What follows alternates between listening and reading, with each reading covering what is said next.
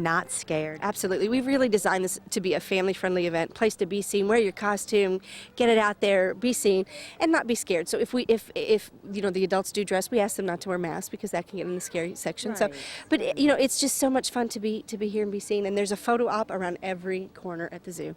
Well, as I've learned that today, I'm not just a reporter. I am Tinkerbell. Just so you know, you've seen it. You are definitely a fairy. All the girls have been hollering at you all day. I've always wanted to be one.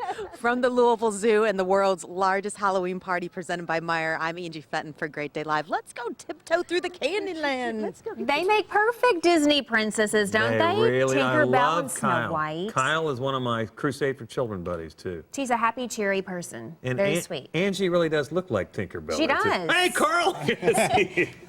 And moving on here, Social Security disability from Disney princesses and Halloween parties. But To us. Yes. What a segue. I know. Well, Social Security disability helps some 14 million Americans who are unable to work due to illness or injury.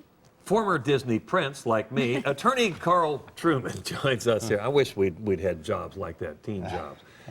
Karl says less than a quarter of people who initially apply for Social Security are going to be approved, and less than half will be awarded benefits in the long run. That's pretty staggering that so many people are denied. Yeah, it is surprising, really, to look at the numbers, because the question that I get asked, is it easy to get Social Security? I'm not employed. I lost my job. Can't I just go get Social Security? And it's really not that easy. I mean, they have some very strict rules about what the criteria is to become disabled to get awarded Social Security disability benefits. And you shared some stat with us, like there are 1 in 5 Americans that are living with a disability. And so I mean, we have a lot of people that potentially could be eligible to receive it, but it's just, like you say, it's not easy to just apply and get it, right? There are many factors that are looked at. Is, number one, it looks at the whole person, because certainly the standard if you're 50 or 55 is different than if you're 20 or 30. So, but looking at your age, education, work history, do you have other job skills that can go into other things? So again, it's, sometimes people call and say, well, I lost my job, I can't find a job, I'll just apply for Social Security. Well, you really have to document medically what is your medical condition and that it keeps you from working. Sure.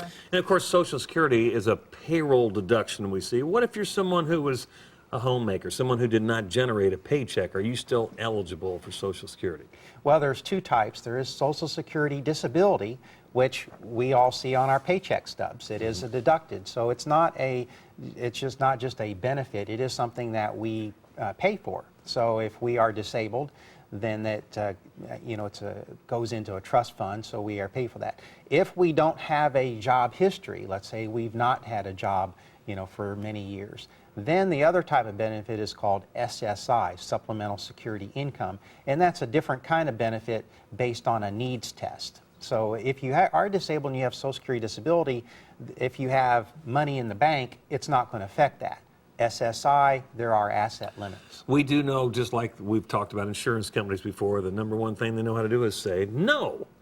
And so you're telling us by these numbers, that's the initial response out of Social Security. It can be prevalent, and the idea, of course, is to contact somebody who can help push through some of those walls. If you look at the numbers, out of every 10 people that apply, 8 of them get denied right up front. So only 2 out of 10 on the initial application actually get their benefits without having to go through the appeal process. Okay, so your advice for someone that is disabled, no income coming in, they really want to apply for Social Security, you said you need to document certain things. I mean, what advice do you have for those folks? Well, have regular medical documentation. It has to be documented with your doctor, if you see a specialist, that type of thing. Because if you've never been to a doctor and you say, well, I'm in pain, but it's not documented medically, we really have to have that medical documentation Proof, to back it up. so to speak. Right. All right, well, we're glad to have you here and appreciate that. And contact a professional like Karl if you have questions in this area. You can reach Karl Truman's Law Office at 502-222-2222. And his website is trumanlaw.com. Thanks, Karl. Truman Talks Law on Great Day Live is sponsored by the Karl Truman Law Office. When you're driving along and your cell phone rings, do your eyes instantly